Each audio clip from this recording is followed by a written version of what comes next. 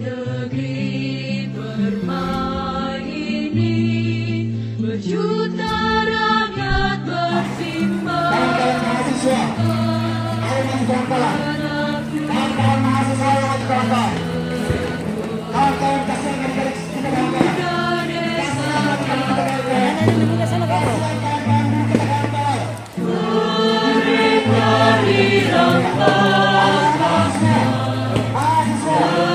bergusur dan lapang, Bunda relakan darah juang kami untuk membela. Assalamualaikum warahmatullahi wabarakatuh. Bapak Ibu, saudara-saudara sebangsa setanah air,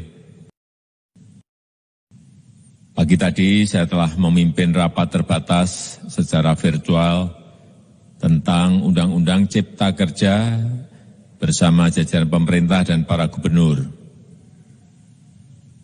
Dalam undang-undang tersebut terdapat 11 klaster yang secara umum bertujuan untuk melakukan reformasi struktural dan mempercepat transformasi ekonomi. Adapun klaster tersebut adalah urusan penyederhanaan perizinan, urusan persyaratan investasi, urusan ketenagakerjaan, urusan pengadaan lahan, urusan kemudahan berusaha, urusan dukungan riset dan inovasi, urusan administrasi pemerintahan, urusan pengenaan sanksi, urusan kemudahan pemberdayaan dan perlindungan UMKM, urusan investasi dan proyek pemerintah, serta urusan kawasan ekonomi. Dalam rapat terbatas tersebut, saya tegaskan mengapa kita membutuhkan Undang-Undang Cipta Kerja.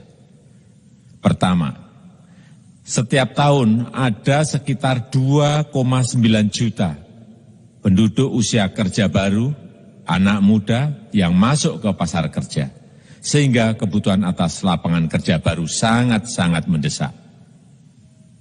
Apalagi di tengah pandemi, terdapat kurang lebih 6,9 juta pengangguran dan 3,5 juta pekerja terdampak pandemi COVID-19. Dan sebanyak 87% dari total penduduk bekerja memiliki tingkat pendidikan setingkat SMA ke bawah, di mana 39% berpendidikan sekolah dasar. Sehingga perlu mendorong penciptaan lapangan kerja baru, khususnya di sektor padat karya. Jadi, Undang-Undang Cipta Kerja bertujuan untuk menyediakan lapangan kerja sebanyak-banyaknya bagi para pencari kerja serta para pengangguran. Kedua, dengan Undang-Undang Cipta Kerja akan memudahkan masyarakat, khususnya usaha mikro kecil, untuk membuka usaha baru. Regulasi yang tumpang tindih dan prosedur yang rumit dipangkas. Perizinan usaha untuk usaha mikro kecil, UMK, tidak diperlukan lagi, hanya pendaftaran saja. Sangat simpel. Pembentukan PT atau perseroan terbatas juga dipermudah. Tidak ada lagi pembatasan modal minimum. Pembentukan koperasi juga dipermudah. Jumlahnya hanya 9 orang saja. Koperasi sudah bisa dibentuk. Kita harapkan akan semakin banyak koperasi-koperasi di tanah air. UMK, usaha mikro kecil yang bergerak di sektor makanan dan minuman. Sertifikasi halalnya dibiayai pemerintah, artinya gratis. Izin kapal nelayan penangkap ikan misalnya, hanya ke unit kerja Kementerian KKP saja. Kalau sebelumnya harus mengajukan ke Kementerian KKP, Kementerian Perhubungan dan instansi-instansi yang lain. Sekarang ini cukup dari unit di Kementerian KKP saja. Ketiga, Undang-Undang Cipta Kerja ini akan mendukung upaya pencegahan dan pemberantasan korupsi.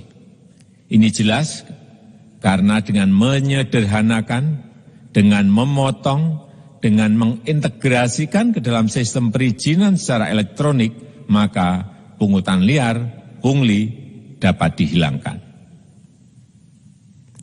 Namun, saya melihat adanya unjuk rasa penolakan Undang-Undang Cipta Kerja yang pada dasarnya dilatar belakangi oleh disinformasi mengenai substansi dari undang-undang ini dan hoax di media sosial. Saya ambil contoh, ada informasi yang menyebut tentang penghapusan UMP, upah minimum provinsi, UMK, upah minimum kota kabupaten, UMSP, upah minimum sektoral provinsi. Hal ini tidak benar. Karena faktanya upah minimum regional, UMR, tetap ada. Ada juga yang menyebutkan bahwa upah minimum dihitung per jam. Ini juga tidak benar. Tidak ada perubahan dengan sistem yang sekarang. Upah bisa dihitung berdasarkan waktu dan berdasarkan hasil. Kemudian adanya kabar yang menyebutkan bahwa semua cuti sakit, cuti kawinan, cuti khitanan, cuti baptis, cuti kematian, cuti melahirkan, dihapuskan. Dan tidak ada kompensasinya. Saya tegaskan juga ini tidak benar. Hak cuti tetap ada dan dijamin. Kemudian apakah perusahaan bisa mem-PHK kapanpun secara sepihak? Ini juga tidak benar. Yang benar, perusahaan tidak bisa mem-PHK secara sepihak. Kemudian juga pertanyaan mengenai benarkah jaminan sosial dan kesejahteraan lainnya hilang. Yang benar, jaminan sosial tetap ada. Yang juga sering diberitakan tidak benar adalah mengenai dihapusnya AMDAL, analisis mengenai tabungan. Itu juga tidak benar. AMDAL tetap ada. Bagi industri besar harus studi AMDAL yang ketat. Tetapi bagi UMKM, lebih ditekankan pada pendampingan dan pengawasan. Ada juga berita mengenai Undang-Undang Cipta Kerja ini mendorong komersialisasi pendidikan. Ini juga tidak benar. Karena yang diatur hanyalah pendidikan formal di kawasan ekonomi khusus, di KEK. Sedangkan perizinan pendidikan tidak diatur di dalam Undang-Undang Cipta Kerja ini. Apalagi perizinan untuk pendidikan di pondok pesantren. Itu tidak diatur sama sekali dalam Undang-Undang Cipta Kerja ini. Dan aturannya yang selama ini ada tetap berlaku. Kemudian diberitakan bahwa keberadaan bank tanah.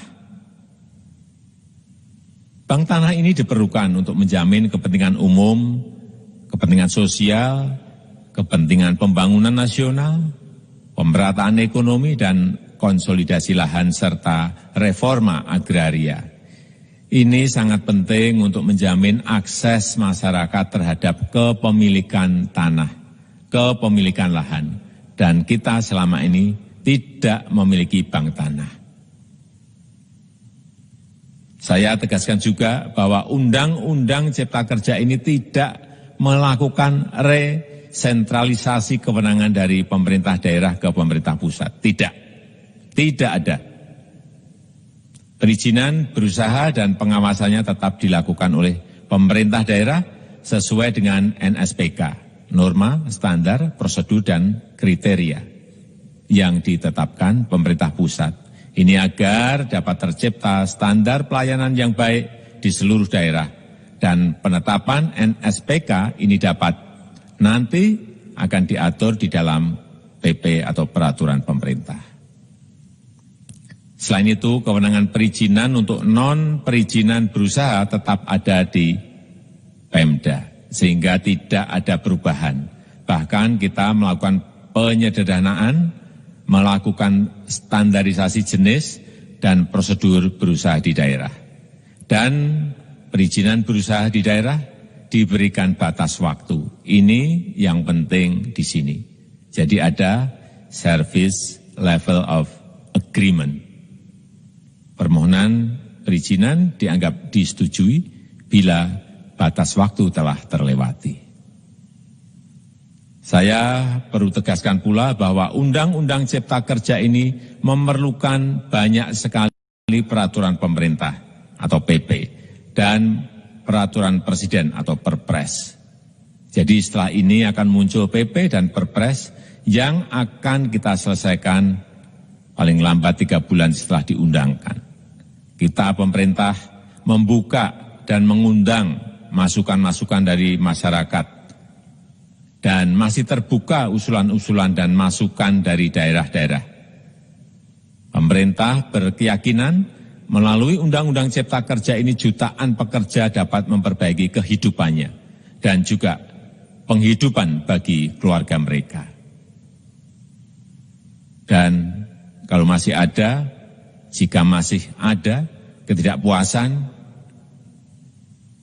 terhadap Undang-Undang Cipta Kerja ini, silahkan mengajukan uji materi atau judicial review melalui MK, Mahkamah Konstitusi. Sistem ketatanegaraan kita memang mengatakan seperti itu. Jadi, kalau masih ada yang tidak puas dan menolak, silahkan diajukan uji materi ke MK. Saya rasa itu yang bisa saya sampaikan pada kesempatan yang baik ini. Terima kasih. Wassalamualaikum warahmatullahi wabarakatuh. Gusur dan lapang, Bunda relakan darah kami untuk membebaskan